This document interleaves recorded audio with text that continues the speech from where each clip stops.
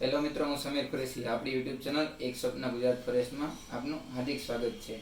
હાલ જ નોટિફિકેશન આવી ગઈ છે કે 5 તારીખથી ફોરેસ્ટ ગ્રાઉન્ડ સ્ટાર્ટ થઈ છે. તો આજે હું મારા અનુભવો થ્રુ મેં એક્ઝામ આપેલી કોન્સ્ટેબલની, એના પ્રમાણે ગ્રાઉન્ડના જે અનુભવો છે મારા એ તમને હું શેર કરીશ, અને મારી પાસે થોડું ઘણું જે નોલેજ છે એની બાબતે હું તમને આજે માહિતગાર કરીશ. તો 5-6 ટોપિક ઉપર આજે હું ચર્ચા કરીશ. સૌપ્રથમ માઇન્ડસેટ એટલે માઇન્ડસેટની વાત એ મુજબ કરીએ તો સૌપ્રથમ ધારો કે એક્ઝામ્પલ તરીકે 5-6 દિવસ દીધા છે, તો ઘણા લોકોને કોઈ હાઈ જમ્પમાં ટચ થતું હોય છે, કોઈને લોંગ જમ્પમાં 15 ફૂટ નહીં થતું હોય, અથવા થોડું ઘણું વેરિએશન આવતું છે, અથવા ફાઉલની ડર રહેતો હશે. તો હવે હાલ 5-6 દિવસ મુજબ તમે એ બધું તમે તમારું જેટલું જે પાસ્ટમાં તમારે મિસ્ટેક છે એને હવે તમારે ભૂલી જવી જોઈએ, અને તમારે પોઝિટિવ માઇન્ડસેટથી જ તમારે ગ્રાઉન્ડ ઉપર ઉતરવું જોઈએ. અને કે આપણે ગ્રાઉન્ડ ઉપર પહોંચીએ એટલે ગ્રાઉન્ડમાં જ્યારે આપણો ટેસ્ટ આવશે ત્યારે આપણે આપણું જે કમી છે એને આપણે ખામી છે એને સુધારી અને આપણે આપણો બેસ્ટ પ્રયત્ન કરી અને ગ્રાઉન્ડ ક્લિયર કરશી. ધારો કે એક્ઝામ્પલ તરીકે લોંગ જમ્પમાં છે, હાઈ જમ્પમાં છે, ઘણાને મિસ્ટેક થતી હોય તો એ પોતાનું પોઝિટિવિટી રાખે, કેમ કે હવે નેગેટિવ વિચારવાથી કોઈ ફાયદો છે નહીં. હું એમ વિચારીશ કે મારાથી આ નથી થતું, ઓલું નથી થતું, ઓલું નથી થતું, તો ત્યાં પણ એવું થશે, કેમ કે આપણો માઇન્ડસેટ પ્રમાણે આપણું બોડી વર્ક કરતું હોય છે. એટલે એવું કંઈ આપણે હવે નેગેટિવ વિચારવાનું નથી. આ ખાસ ટોપિક છે. બીજો કે જ્યારે આપણે ગ્રાઉન્ડમાં જશી, બરાબર છે, તો મેં મારા હાલ જ્યારે જેટલા પણ ગ્રાઉન્ડ કર્યા છે ને એમાં બતાવ્યું છે કે ગ્રાઉન્ડ 1600 મીટર કરીએ આપણે. રનિંગ સૌપ્રથમ રનિંગ હોય તો રનિંગમાં આપણે 1600 મીટર કમ્પ્લીટ કરી લઈએ. તો 1600 મીટર પછી જ્યારે આપણું લોંગ જમ્પ, હાઈ જમ્પ ને બધું હોય છે, તો એ બે દરમિયાન આપણે સ્ટ્રેચિંગ વર્કઆઉટ શું કરવું એ મેં આપણા વિડીયોમાં જણાવેલું જ છે, તમે જોઈ શકો છો. કેમ કે જો 1600 કમ્પ્લીટ કરેલો છે ને એટલે આપણા મસલ્સ છે ને એકદમ સ્ટીક થઈ ગયા હશે, મતલબ કેમ કે જકડાઈ ગયા હશે એમ. અને આપણે જો એકદમ સીધો રેસ્ટ કરી નાખીએ ને સડનલી, તો આપણા મસલ્સ એકદમ ઠંડા કૂલ થઈ જશે અને આપણે પછી એક્ટિવ નહીં રહીએ એમ. તો એના માટે થોડું ઘણું મેં સ્ટ્રેચિંગ જણાવ્યું હતું, એ થોડું ઘણું સ્ટ્રેચિંગ આપણે કરવું જરૂરી છે, જેથી કરીને આપણે લોંગ જમ્પમાં અને હાઈ જમ્પમાં નેક્સ્ટ જે આપણે આપણો હાઈ જમ્પનો અને લોંગ જમ્પનો વારો આવે ગ્રાઉન્ડ પાસ થઈ જાય પછી, તો એમાં આપણે પ્રોબ્લેમ પડે નહીં. એટલા માટે આપણે સ્ટ્રેચિંગ કરવું જરૂરી છે.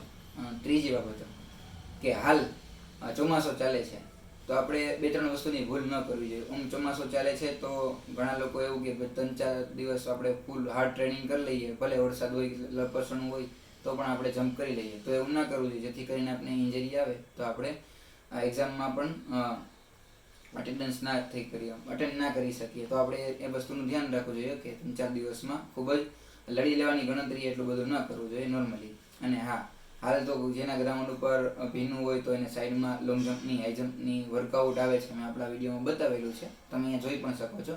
અને તમને આવડતું હોય તો વેલ એન્ડ ગુડ છે, તો એ કરી લેવાનું. અને હાઈ જમ્પ અને લોંગ જમ્પનું ખાસ એ વસ્તુ ધ્યાન રાખવાનું કે લપસવાની ખાસ ધ્યાન રાખવાની. ચોમાસા જેવો માહોલ છે અને ખાડામાં પાણી ભરાયેલું હોય અથવા કે ઠેકપાટિયાથી પાણી હોય તો થોડુંક ધ્યાન રાખવાનું ખાસ એ બાબતનું. અને હવે 3-4 દિવસ જ ખાસ ટ્રેનિંગ કરવી અને છેલ્લા 2-3 દિવસ ઓફ રાખવા.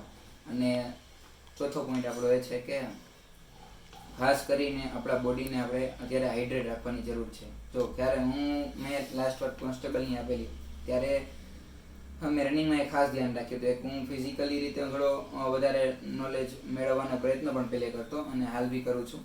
તો મેં એ જાણ્યું કે બોડી જેટલું હાઇડ્રેટ હોય એટલા મસલ્સ ક્રેમ્પ આવવાની શક્યતા ઓછી, અને આપણું ફિઝિકલ આપણે બેસ્ટ આપી શકીએ જ્યારે આપણે આપણું બોડીને હાઇડ્રેટ રાખીએ. હાઇડ્રેટ યાની કે આપણે જ્યારે આપણે બોડીમાં આપણે પાણીની પૂરતી માત્રામાં આપણે વોટર ઇન્ટેક કરીએ બોડીને, એટલે આપણે હાઇડ્રેટ રહેતા હોઈએ છીએ.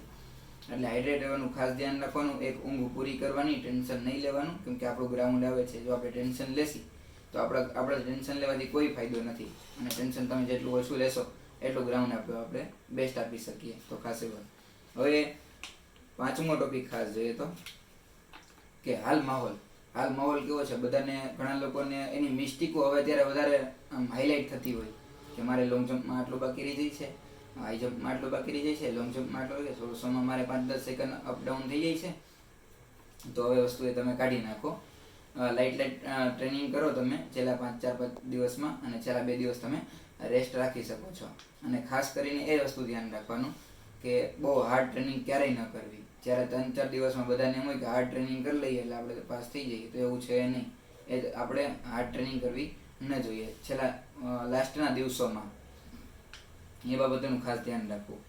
હવે છઠ્ઠો ટોપિક છે કે ગ્રાઉન્ડમાં ઘણા લોકોને જો આ છઠ્ઠો ટોપિક એક મોસ્ટ આઈમ્પી છે મારા ખ્યાલ મુજબ. મેં જ્યારે લાસ્ટ વાર કોન્સ્ટેબલનું ગ્રાઉન્ડ કર્યું ત્યારે મારે 21.5 જેવું થતું હતું ગ્રાઉન્ડમાં 5 કિલોમીટરમાં.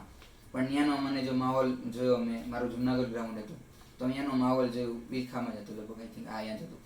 તો અહીંયાનો માહોલ જોયો, અહીંયાનો સ્ટાફ ઘણો આપણે કોઓપરેટ કરતો હોય તો આપણે હાલો ચલો ખેંચો ભાઈ, ચલો માઇકમાં ઘણીવાર માઇકમાં બી અનાઉન્સ કરતા હોય છે અને મોટિવેશન આપને આપતા હોય છે. જેથી કરીને મારું 21.5 બાજુ થતું હતું અને મેં અહીંયા 21:10 આજુબાજુ અહીંયા કરેલું હતું. 20 સેકન્ડનો ફેર મને અહીંયા આવ્યો હતો. એટલે ઘણા લોકોને એવું હોય કે અહીંયા નહીં થાય તો એવું નથી. ત્યાં એક આપણું જૂનું અલગ હોય અને ગ્રાઉન્ડમાં આપણે સ્ટાફ હોય, સામે ઘણા વર્દીવાળા ફોરેસ્ટ ઓફિસરો બી હોય તો આપણે એમ થઈ જાય કે આજે લડી લેવું છે. અને ઘણીવાર આપણે આપણું બેસ્ટ ત્યાર આપતા હોય. અહીંયાથી આપણે 6:15 જેવું 6:10 જેવું થતું હોય તો ત્યાં 6 ઇન્ટુ આપણે નાખી દેતા હોય ગ્રાઉન્ડ. એટલે આટલો ચેન્જીસ આવી શકે છે. અને ખાસ વસ્તુ છે ડાયટ. તમે આ 4-5 દિવસમાં એક પ્રોપર ડાયટ લો જેથી કરીને તમે તમારું બોડીમાં એકદમ સ્ટ્રેન્થવાળું અને એનર્જેટિક ફીલ કરી શકો. ખાસ કરીને ડાયટ સારો લો, વોટર ઇન્ટેક પૂરેપૂરી કરો. તમે ગ્લુકોઝનું પાણી લઈ શકો, ORS ઓરલ રિહાઇડ્રેશન સોલ્યુશનવાળું ORSનું પાણી પણ તમે યુઝ કરી શકો અને તમે હાઇડ્રેટ રહી શકો છો. તો એ વસ્તુ ખાસ ધ્યાન રાખવાની. અને ખાસ છે કે હવે માઇન્ડસેટ બનાવી લો એમ કે જો તમે માઇન્ડસેટ તમારો ક્લિયરલી તમારો માઇન્ડસેટ હશે કે ભાઈ આપણે કરવું એટલે કરવું જ છે એમ, એટલે એ જ માઇન્ડસેટથી તમારે ગ્રાઉન્ડ ઉપર ઉતરવાનું છે. હાલ માહોલ બી થોડુંક ચોમાસા જેવું છે તો ઘણા લોકોની પ્રેક્ટિસ બી સ્ટોપ થઈ ગઈ છે. પણ હવે કંઈ વિચારવાનો સમય છે નહીં અને હાલ આપણે બસ આપણા ટાર્ગેટને ફોલો કરવા માટે બસ હવે કહે છે ને, કહેવત છે ને, જીસ કલ કી તુમ બાત કર રહે થે વો કલ આજ હે. એવું એક ટૂંકમાં એક દિવસ એવો આવી રહ્યો છે જ્યાં આપણે જેની આપણે મતલબ તમે તો ખાસ, મારું 25 ગણામાં નામ નથી રહ્યું પણ તમે લોકો ખાસ જે લોકો 25 ગણામાં નામ છે તો એને તો પ્રેઝન્ટેશન કરવાનો અને સક્સેસ થવાનો એક મોકો બસ 5 જ દિવસ પછી છે. તો તમે તમારું બેસ્ટ આપી અને એક્ઝામ ક્લિયર કરો અને મારા તરફથી ગુડ વિશિસ તમારી સાથે છે. તો બધાને ઓલ ધ બેસ્ટ. અને મારી સમીર કુરેશી તરફથી અને આપણી ગુજરાત ફોરેસ્ટના તમામ સભ્યો તરફથી એકબીજાને સારી વિશિસ છે અને બ્લેસિંગ બી તમારી સાથે છે.